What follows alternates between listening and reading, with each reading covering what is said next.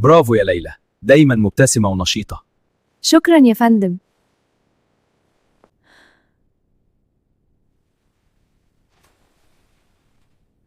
I'm so tired.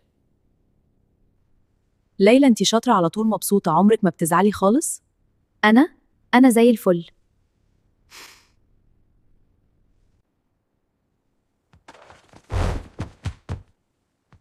هو ليه محدش بيسأل أنا عاملة إيه بجد؟ كلهم بيحتاجوني بس محدش حاسس بيا. كل شيء هيكون تمام، أنا هنا. شكرا يا ليلى، أنا محتاجة لك. الحفلة دي كلها علشانك، ابتسمي. انتي أقوى مما تتخيلي وأنا فخورة بيكي. أنا دايما بكون أنا القوية، بس مين يسند القوي؟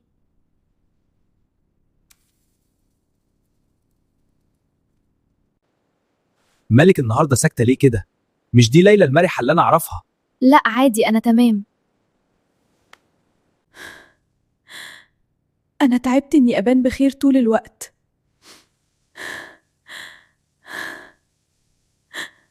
مالك يا ليلى؟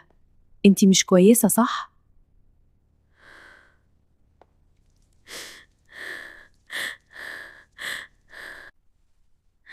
أول مرة حد يسألني السؤال ده.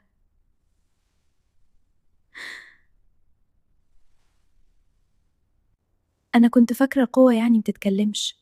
اتكلمي يا ليلى، احكيلي.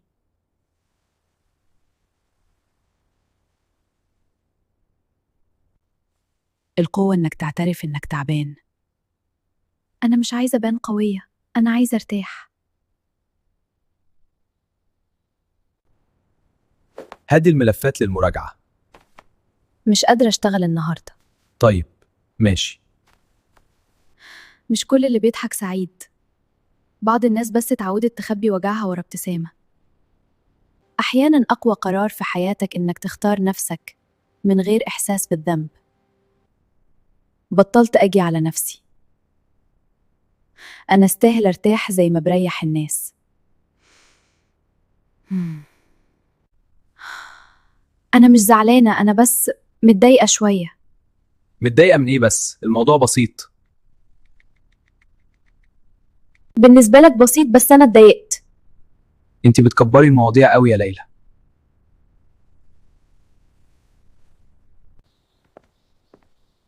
أنا كنت حتى مستنياك تسأل عليا امبارح. يعني أعمل إيه؟ كان عندي شغل.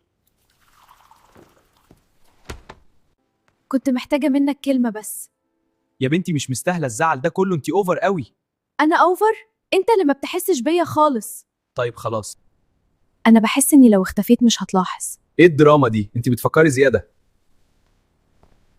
لا يا آدم، مش دراما، أنا بحس إني لوحدي. كل الناس عندها مشاكل، مش أنت بس، كفاية نكد بقى. بس أنا مش قادرة أحس بالدعم. طب خلاص أنا مش هتكلم. وده الحل؟ يا آدم أنا زعلت لما أنت مردتش على رسالتي. قلتلك نسيت أرد، ما حصلش حاجة يعني. طب وفيها إيه، ما تقول آسف. يعني نعمل قضية عشان رسالة؟ عشان الرسالة دي جت في وقت مش مناسب خالص. طيب ممكن نتكلم بهدوء؟ أنا مش بزعل على الفعل، بزعل من إحساسي بعده. أنت حساسة زيادة عن اللزوم. يمكن، بس ده أنا. طب غيري من نفسك بقى. أنا مش عارفة إزاي أبدأ. مع بعض هنعرف نعمل حاجة. بس أنا خايفة.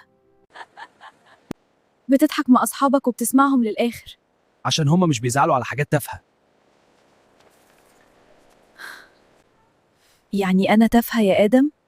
لا أبدا، أنا قصدي الموضوع تافه مش أنتي. بس كل مرة بتقولها بحس إني أنا التافهة.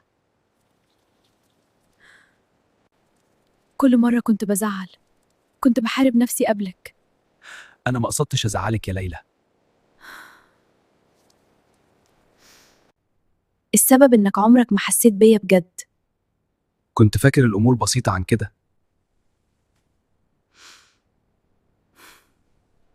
أنا اتغيرت، مش عشان بطلت أحبك، عشان بطلت أستحمل التقليل. طب ممكن نبدأ من جديد؟ عارف المشكلة كانت فين؟ مش إنك غلطت، المشكلة إنك كل مرة كنت بتقولي الموضوع تافه، لحد ما بقيت أنا اللي تافهة في عيني نفسي. كنت فاكرة إن حب الناس ليا هو أهم حاجة في الدنيا. كنت براقب كل كلمة أقولها وكل تصرف أعمله عشان محدش يزعل مني. بس فجأة سألت نفسي، هو أنا بحب نفسي أصلاً؟ كنت بأسى على نفسي جداً، لو غلطت ألومها ولو فشلت أكرهها. لحد ما حد قال لي، انتي ليه قاسية على نفسك كده؟ ومن وقتها بدأت أقول أنا بتعلم بدل أنا فشلت. ولما بدأت أحب نفسي حياتي بدأت تهدى وتتغير. حب النفس مش غرور، حب النفس إنك تكوني أحن على نفسك من أي حد. انتي كفاية من غير ما تثبتي حاجة لحد. استني، وقع منك ده. شكراً.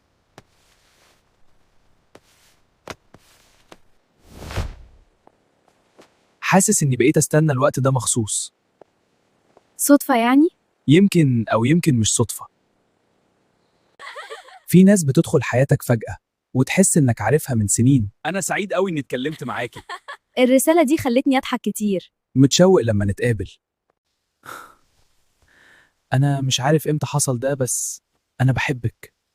وأنا كمان خفت أقولها قبلك.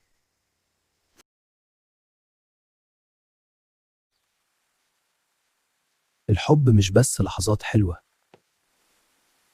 الحب اختبار صبر.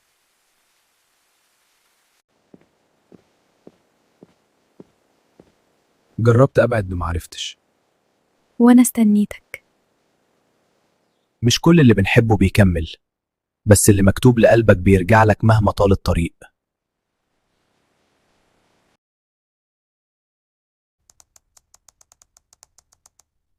مين ده؟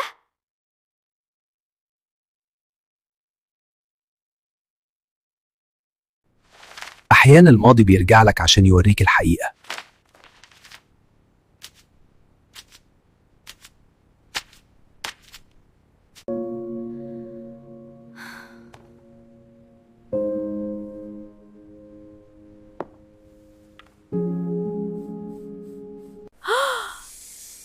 أنت هنا؟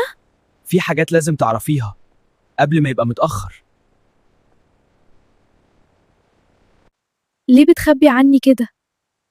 كنت خايف أخسرك وكنت عايز الوقت يكون صح.